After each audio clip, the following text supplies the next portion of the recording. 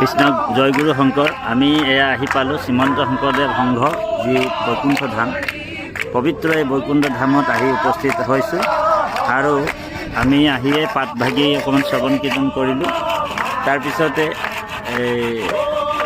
আমাৰ পৰম শ্ৰদ্ধাৰ বাপসকলে এতিয়া অকণমান বিৰতি লৈছে। তাৰপিছতে এতিয়া বৰ্তমান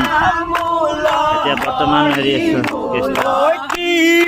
কৃষ্ণ বুলি আমাৰ বাপসকল বৰ সুন্দৰ দৰ্শনেৰে ঈশ্বৰ চিন্তা কৰি, আৰু আমাৰ বাপজন বৰ দূৰৰ পৰা আহিছে বৰ কষ্টেৰে তেওঁ পদযাত্ৰা কৰিছে।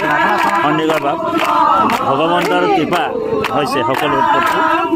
গতিকে বৰ আনন্দৰ এটা দিন, উৎসৱৰ দিন।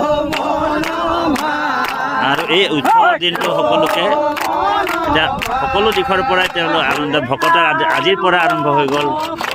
আৰু ভগৱন্তৰ গুণনাম শ্ৰৱণ কীৰ্তন মুখৰিত হৈছে সেই 95 সংখ্যক জামুগুৰি যি ধলাইবিল পবিত্ৰ ধাম। আমি সকলো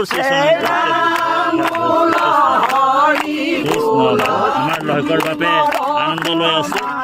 কৃষ্ণ কৃষ্ণ কৃষ্ণ।